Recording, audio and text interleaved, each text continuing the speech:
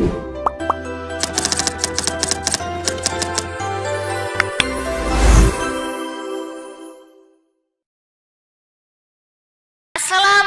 warahmatullahi wabarakatuh. Waalaikumsalam warahmatullahi wabarakatuh. Welcome to our podcast Gema Ramadan 1447 Hijriah yang dipersembahkan oleh Hima Prodi PAI STAI Diponegoro Tulungagung. Bersama saya Ilma Nafizatul Hamidah sebagai host pada podcast episode ketiga. Nah, dan juga bersama saya ini narasumber hebat dan inspiratif, yaitu Bapak Dr. Sistupani MPDI, yang nantinya akan mengusung tema yaitu dari masjid ke masyarakat, aktivisme sosial ala Ramadan. Baik, sebelumnya perlu kita ketahui ya pemirsa, di era digital saat ini, Ramadan itu tidak hanya terasa di masjid dan di majelis ilmu saja, tetapi juga sangat ramai di media sosial. Banyak konten Ramadan yang inspiratif, namun tidak sedikit pula yang justru membuat kita terdistraksi. Baik, Bapak Sistupani, apa kabar Bapak? Alhamdulillah sehat, baik, dan juga insya Allah tetap dalam keadaan masih berpuasa, dan semoga bisa sampai nanti 1 bulan ke depan ini bisa tuntas puasanya. Amin. Baik, dari awal puasa sampai sekarang nih Pak, lebih semangat atau malah semangatnya berkurang nih Pak? Harus lebih semangat. Harus lebih semangat ya. Baik. Semoga diberi kesehatan ya Pak. Amin, sampai amin. nanti bisa menjalankan puasa hingga akhir. Iya betul, amin. Baik. Amin. Dari tema dari masjid ke masyarakat, aktivisme sosial ala Ramadan. Nih, apa sih opini atau yang terlintas di benak dan pikiran Bapak nih setelah mendengar tema yang akan kita usung ini? Oke, baik. Pertama saya ucapkan selamat dulu menjalankan ibadah puasa Ramadan. Mudah-mudahan kita semua yang ada di studio ini dan juga yang ada di luar sana ya, semoga tetap dalam keadaan sehat dan juga dalam keadaan tetap menjalankan ibadah puasa. Tentu menjadi semangat kita terus menjalankan ibadah ini dalam keadaan yang penuh dengan kekuatan dan keikhlasan tentunya. Amin, amin. Yang kedua berkaitan dengan tema tadi, tentu ini menjadi satu tema yang luar biasa menurut saya. Karena di bulan puasa Ramadan ini tentu kan kita itu tidak hanya cukup sekedar menahan lapar ya dari setiap harinya itu tentu. Tapi juga ada hal-hal lain yang tentu harus dibawa kepada konteks yang nyata. Artinya dalam konteks Ramadan ini atau puasa ini, kita puasa itu kan masih sebatas dalam konteks individu. Iya. Artinya kalau kita melihat tadi temanya aktivisme ala Ramadan, ya. Ini tentu bagaimana kita mampu memberikan ini kontribusi terhadap kegiatan-kegiatan sosial, dan di mana kita mampu memberikan aksi nyata terhadap kegiatan-kegiatan di masjid yang kita bawa ke luar masjid ini menjadi aksi nyata bersama masyarakat atau khalayak ramai, sehingga konteks ini bisa dikatakan sebagai kegiatan di mana kegiatan kebersamaan yang mewujudkan kesejahteraan masyarakat bersama juga. Oh ya, baik. Jadi gitu. Jadi ya Pak, tidak hanya sebatas di masjid atau majelis ilmu, tapi kita bisa membawanya di ranah sosial juga. Iya betul sekali. Ya baik. Kalau boleh tahu nih ya Pak, apa saja sih yang sudah Bapak lakukan ke ranah masyarakat atau sosial, yang mana biasanya Bapak ini lakukan di masjid atau majelis ilmu ya Pak? Dan mungkin juga banyak sekali ya Pak tantangan-tantangan yang telah Bapak lalui juga. Nah ini apa saja sih Pak? Bagaimana juga tips-tipsnya untuk menghadapi tantangan-tantangan yang telah Anda lalui? Oke, yang pertama tentu kita harus mengetahui dulu bahwa memang masjid ya. Masjid itu kan di zaman Rasulullah itu menjadi pusat sentral ya Ya. peradaban Islam. Tentu selain masjid itu untuk tempat ibadah, sholat dan itikaf dan kegiatan ibadah yang lainnya, juga masjid ini berfungsi sebagai sarana tempat pendidikan juga, tempat kegiatan sosial juga. Pada masa itu bahkan juga tempat untuk membentuk strategi perang juga ya. Insya Allah itu perang Badar dan perang Uhud juga. Terus juga konteks-konteks yang lainnya ini dilakukan di masjid untuk menjadi sebuah bukti bahwa masjid ini adalah pusat dan inti dalam sebuah peradaban Islam. Nah, dari situ tentu kita tahu bahwa betapa pentingnya masjid ini dijadikan sebagai pusat kegiatan masyarakat yang berdampak terhadap kesejahteraan masyarakat lagi. Oh ya. Jelas kalau kita lihat itu kan ahabbul biladi ilallahi masajiduha. Tempat yang paling dicintai oleh Allah itu ya masjid-masjidnya atau juga musola-musolanya. Nah, gitu. Wah. Ya, artinya kan ini kan Allah itu sudah memberikan keterangan kepada kita bahwa masjid ini loh menjadi tempat yang paling dicintai Allah. Bagaimana kita sebagai hambanya, sebagai khalifatul fil ard nih mampu membuat masjid ini menjadi dinamika yang sangat menarik dan dinamika yang sangat dicintai oleh masyarakat atau jamaah di sekitarnya itu. Itu yang pertama. Ya. Yang kedua berkaitan dengan kegiatan yang sudah saya lakukan, tentu kalau berkaitan dengan masjid, apalagi di bulan suci Ramadan ini sebenarnya kita ini mampu memberikan sebuah pergerakan dalam kegiatan masjid itu. Dari mulai awal Ramadan saja, ini sudah banyak mestinya kegiatan-kegiatan yang bisa kita lakukan. Suatu contoh misalnya 3 sampai 1 hari menjelang Ramadan misalnya, kita bisa mengajak jamaah beserta masyarakat itu, kita ajak berkumpul, berdoa bersama, kita menata niat agar 1 bulan ke depan ini kita diberikan kesehatan, diberikan kekuatan untuk menjalankan ibadah puasa itu, dan dibarengi dengan kegiatan-kegiatan sosial. Misalnya kita mengajak nanti pas waktu datang ke masjid kita membawa infak atau membawa sedekah yang lainnya yang kita peruntukkan misalnya untuk A, B, C, D misalnya. Yang kegiatan-kegiatan positif baik kegiatan masjid maupun kegiatan untuk masyarakat. Itu yang kedua. Yang ketiga berkaitan dengan hal ini tentu misalnya yang sangat sederhana. Yang sangat sederhana itu di masjid. Kalau kita ingin mengajak masyarakat ya untuk berinfak, untuk bersedekah itu tentu dari sentral pengurus masjidnya juga harus peka sebenarnya. Pekanya seperti apa? Yang pertama kita harus mampu memberikan pelayanan terbaik terhadap jamaah melalui apa? Fasilitas yang ada dalam masjid. Nah ini para pemirsa nih, kita lihat di masjid itu yang pertama bagaimana kenyamanannya, dari mulai apa? Tempat wudhunya, dari mulai kamar mandinya, dari mulai tempat beribadahnya, kebersihannya. Ini menjadi poin terpenting dalam dinamika masjid, di mana masyarakat itu agar benar-benar mampu untuk datang ke masjid dan merasakan kenyamanannya.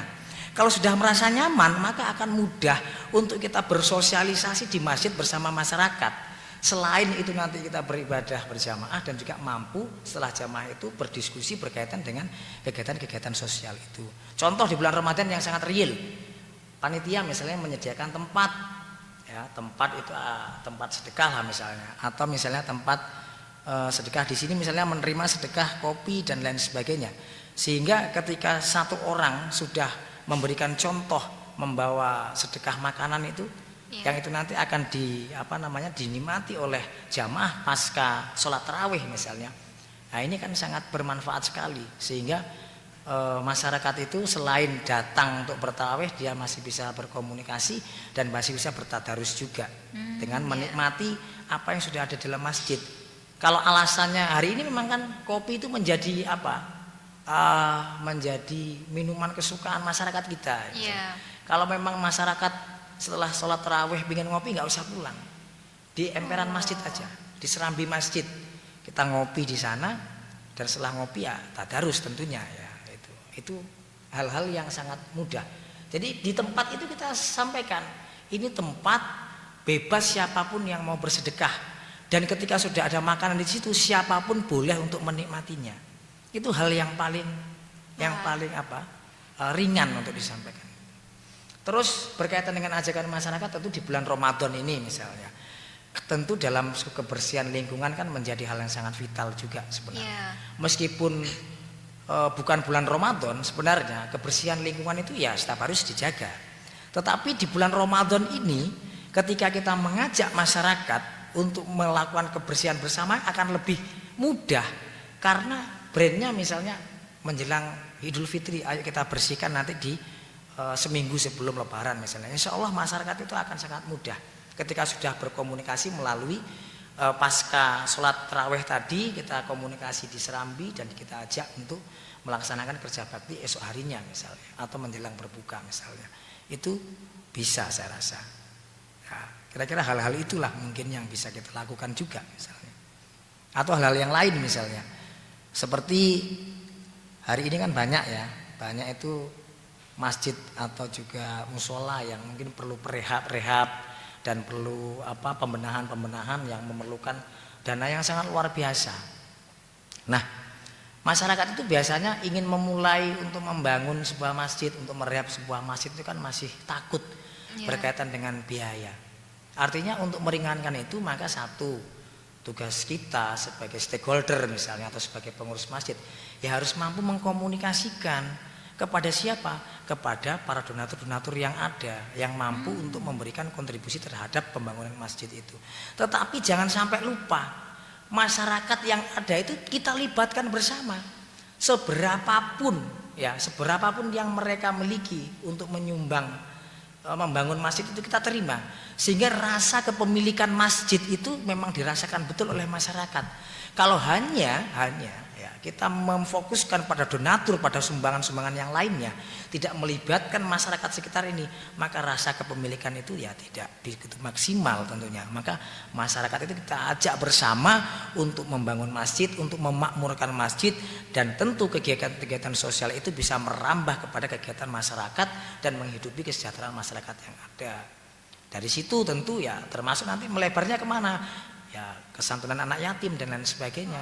Bahkan di bulan Ramadan ada zakat fitrah, dan tentu dari hal ini saja kita bisa memberikan kontribusi terhadap kegiatan sosial yang sangat luar biasa. Artinya apa? Kita bisa memetakan mana yang kurang mampu, yang mana yang perlu kita beri zakat ini. Jadi dari diskusi itu maka semua masyarakat akan peka terhadap kondisi lingkungannya. Dan setelah itu pasca Ramadan mereka tahu, ternyata ini loh yang perlu diberi sedekah, ternyata ini loh yang perlu diberi fasilitas dan lain sebagainya itu oleh masyarakat sekitar yang ada. Saya rasa seperti itu, Mbak. Wah, sangat menarik sekali ya, Pak. Dan ini sangat menginspirasi kita ya, bagi khususnya remas-remas masjid ini ya. Para pemuda sekarang ini kan banyak ya yang menjadi remaja masjid, terutama di masjid-masjid besar seperti Al-Munawar gitu. Nah, ini masukan ini sangat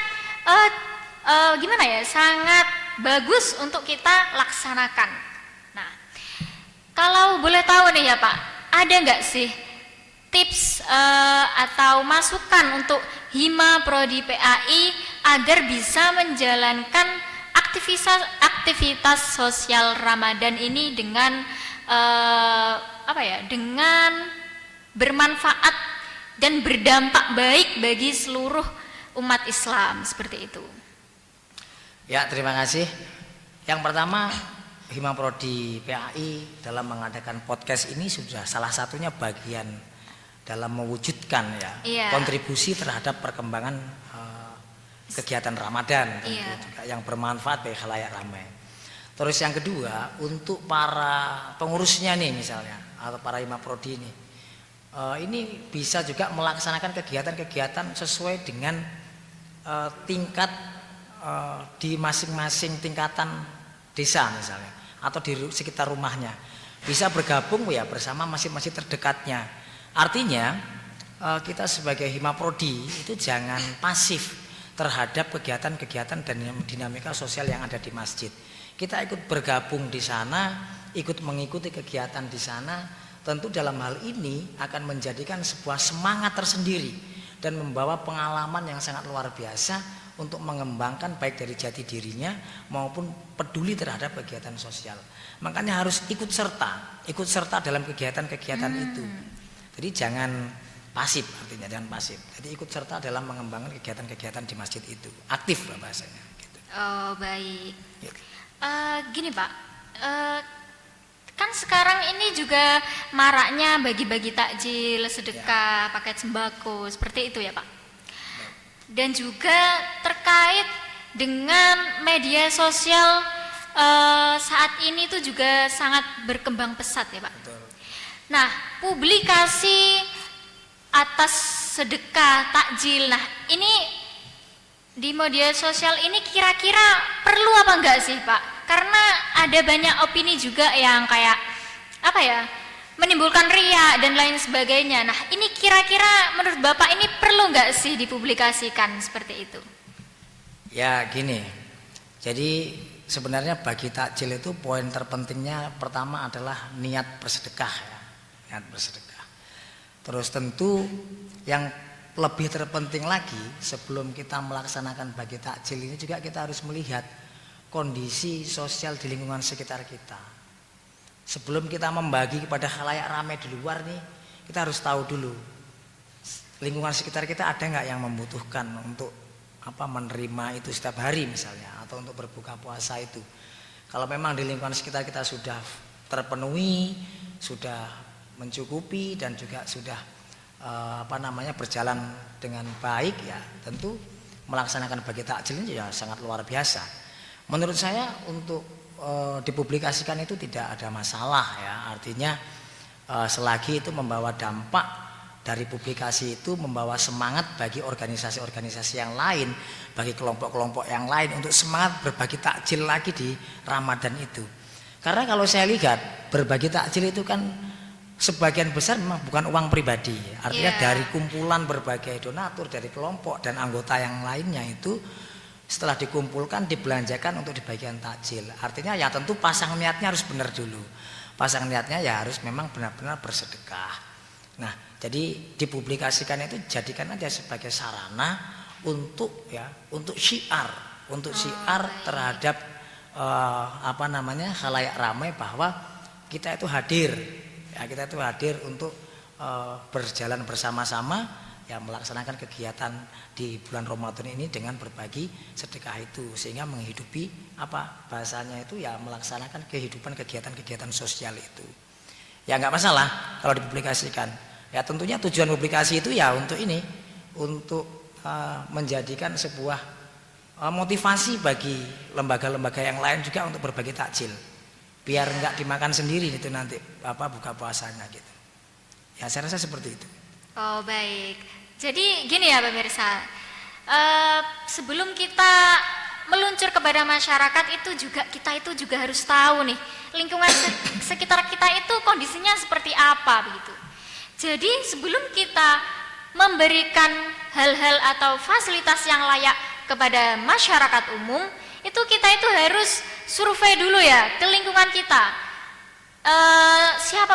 Mungkin saja masih banyak di sekitar kita itu juga memerlukan fasilitas-fasilitas yang layak seperti itu ya. Ya betul sekali. Baik, sebelum kita tutup podcast ini ya Pak, silahkan Bapak ini memberikan closing statement mengenai tema yang kita usung pada sore hari ini. Oke, baik, terima kasih.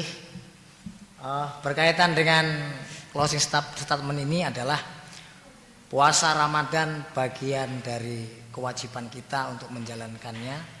Tentu akan lebih sempurna ketika kita bisa memaksimalkan ibadah ini melalui kegiatan-kegiatan nyata yang berdampak terhadap kesejahteraan masyarakat yang ada di sekitar kita. Salah satunya itu tadi dengan kita ikut serta ya, bergerak mengajak masyarakat dalam kegiatan-kegiatan nyata tadi. Ada kegiatan nyata berkaitan dengan semangat bersedekahnya, ada kegiatan nyata semangat untuk menjaga lingkungannya tadi, dan juga ada semangat untuk kegiatan-kegiatan bagaimana kita mampu meningkatkan sebuah kegiatan sosial sehingga masyarakat ini bisa hidup rukun, aman, tentram, dan tentu berbahagia tentunya. Saya rasa itu, Mbak. Wah, sangat Gitu. menarik sekali ya. Baik, dari sini kita belajar ya bahwasannya menghidupkan masjid untuk membuat nyaman para yang beribadah itu juga sangat perlu ya.